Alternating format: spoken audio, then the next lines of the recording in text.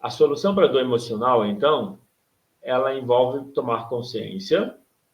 Muitas vezes, o fato de tomar consciência já traz já é parte do processo. Só que isso é comum as pessoas falarem isso, que a consciência tomar consciência já é parte do processo. Só que, e aquilo que não está na consciência? Geralmente, o que não está na nossa consciência, a gente sente indiretamente. As sensações, o incômodo, isso é conteúdo antigo que está aparecendo. O exemplo que eu dei hoje. Hoje de manhã eu estava numa palestra, porque eu participo de um grupo de networking, e aí eu fiquei incomodado na palestra. Eu fiquei quieto, incomodado, porque eu pensei, eu tenho que cuidar desse incômodo. E não importava o que estava acontecendo fora. O fato é, eu estava com incômodo, então o incômodo era meu. A mente dava os motivos do incômodo, mas isso não muda nada.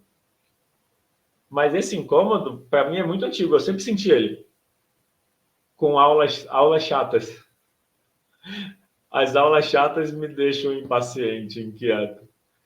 A Léo escreveu, aí entra a psicanálise sobre o inconsciente. E muito está no inconsciente. Isso mesmo. É que o inconsciente não é inconsciente, a gente sente ele. As emoções, elas seriam um inconsciente, porque você não tem uma escolha direta sobre ela. Mas você consegue afetar a emoção pela forma como você fala com você. Então, quando a gente fala inconsciente, quer dizer não consciente. As emoções são não conscientes. Eu posso perceber a tristeza, mas o que está por trás dela, eu sei que é a necessidade de consideração, de propósito, de pertencimento. Isso está não consciente, ou seja, é inconsciente. É que é diferente, da forma como eu estou apresentando aqui na aula, é diferente de como se trabalha na psicanálise. A ideia da psicanálise é perguntar, investigar para trazer para a consciência e o pensamento é que só isso basta, que ao trazer para a consciência está resolvido. Só que muitas vezes a gente traz para a consciência e fica só no nível do pensamento. A gente precisa trazer uma experiência. Essa é a diferença da minha abordagem. A abordagem que eu uso é fenomenológica, então é sobre trazer uma experiência. Mais do que trazer do inconsciente para a consciência, isso é necessário também, é tomar consciência disso. É necessário também ter uma experiência para mudar. A Carla Costa perguntou, o que você me fala sobre pai que bebe, não sei lidar com isso, estou com uma dor profunda. A dor profunda, Carla, é a tristeza. Então você precisa cuidar de você. É o seu pai que bebe? Ou uma coisa, o fato de seu pai beber, você está julgando como errado. Quando você julga errado o seu pai beber, você faz isso porque as pessoas fazem isso, certo? Então tem assim, é como se você tivesse razão. Eu entendi certo, Carla? Pai que bebe é o seu pai? O seu pai bebe, é isso? E aí você está com uma tristeza profunda por isso. Sim, meu pai, eu não consigo nem olhar para a cara dele. Então, você está julgando que o seu pai é errado por beber. Primeiro, você precisa... Aí, a questão é que aí é duplo. São dois caminhos. Primeiro, você precisa separar a sua imagem de pai do seu pai. A sua imagem de pai, pelo visto, deve ser muito exigente. E aí você não consegue aceitar o seu pai nas dificuldades e dores dele. Entendeu? O fato de ele beber não faz ele deixar de ser o seu pai. Ele é seu pai porque ele te deu uma vida lá atrás. Entendeu? O seu pai não é menos pai porque ele bebe. Só que você está julgando que ele é errado porque ele bebe. A tristeza que você sente é porque você está julgando ele como errado. Aí você precisa cuidar da sua dor. Pega essa imagem de pai e seja você esse pai para você. Se você cuidar de você, se você pensar como eu posso ser o pai para mim que eu gostaria, como eu posso dar para mim a segurança que eu queria do meu pai e ele não pode dar a segurança que eu preciso. Então, você precisa separar a imagem. Essa imagem que você está botando nele é a imagem do pai que você tem que ser para você. Mas é que vi ele todo cheio de xixi e fezes. Então, Carla, ele continua sendo seu pai, ele é humano. É que você está idealizando ele como se ele não pudesse errar. Qual o problema? De novo, ó, a sua exigência não vai mudar ele. É mais fácil você aceitar que esse é o pai que a vida te deu. E ele não é menos pai porque ele bebe ou porque ele faz coisas que pode significar para você te envergonhar ou coisas assim. O que eu estou dizendo é, enquanto você julgar ele, você vai sofrer. A sua tristeza não é pelo que ele está fazendo, a sua tristeza é pelo julgamento que você tem. Experimenta entender que depois que ele te deu a vida, tudo mais foi bônus. Então, se ele quer beber e ele tem esse caminho, é a escolha dele. Mas quando você julga ele como errado, é como se você estivesse querendo educar ele. Entendeu o que eu quero dizer? Você pode fazer isso, porque todo mundo faz, a maioria faz. Só que isso vai te trazer sofrimento. Eu estou te falando o que resolve. Eu já atendi pessoas que tinham esse julgamento em relação ao pai, porque o pai foi alcoólatra ou era alcoólatra. A mesma coisa que eu falei para você é o que eu trabalhei na sessão. A diferença é que era uma sessão, a gente trabalhou isso olhando, na experiência.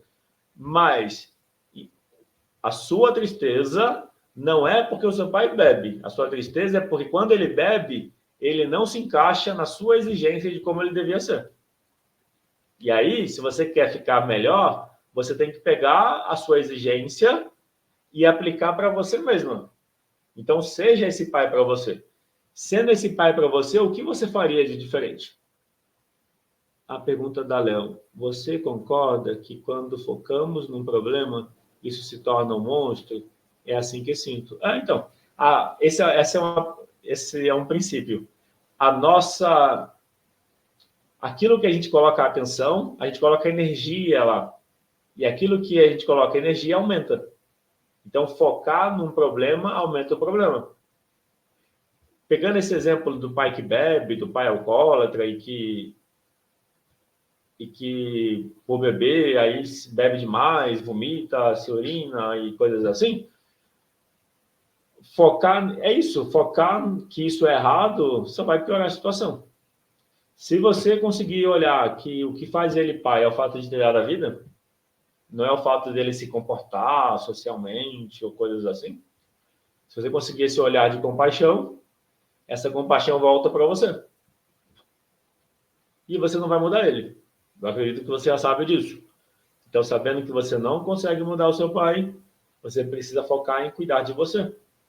E olhar para ele na posição de filha. Aí, o exemplo que a Léo escreveu ali, que focar no problema torna o problema pior, torna o problema um monstro. No que você falou, o seu foco está nisso. Ele está bebendo e está fazendo vergonhas, está te envergonhando, coisas assim. Então, o caminho é você desviar o foco nisso e tentar olhar o que é positivo. Ou perceber que o seu pai não tem que entender a sua expectativa, ele pode ser do jeito que ele quiser. É que se a gente tiver expectativa, eu estou falando isso, mas não é fácil, a gente tem expectativa. A Carla falou, parece estranho, mas só atrai homens que gostam de bebida. Por que será? Você já conhecia a constelação, Carla? Uma das coisas que acontece é isso, aquilo que você rejeita, você atrai. O que você rejeita está na sua mente e você está dizendo não. Você cria uma ligação forte com o que você rejeita. Se você não quer atrair homens que bebem, você precisa mudar a relação com seu pai. Parar de julgar ele como errado. A vida está te forçando. Isso acontece. Isso acontece. Não conhece a constelação e gostaria de conhecer, de fazer. Manda mensagem para mim, ou pelo Instagram, ou pelo TikTok, para mais informações. Ou comenta abaixo de algum vídeo para mais informações. dentro de uma constelação, a experiência é mais fácil de resolver do que só ouvindo. Porque só ouvindo, muitas vezes fica só aqui. Quando a gente faz a constelação, já é a mudança do sentimento. Exemplo, se colocar pequeno em relação aos pais, já traz um alívio, já traz uma melhora. Só que para se colocar pequeno, tem que cuidar da tristeza. Bom, a gente está chegando no final, falta 1 minuto e meio para terminar a aula. Então, bom, para fechar,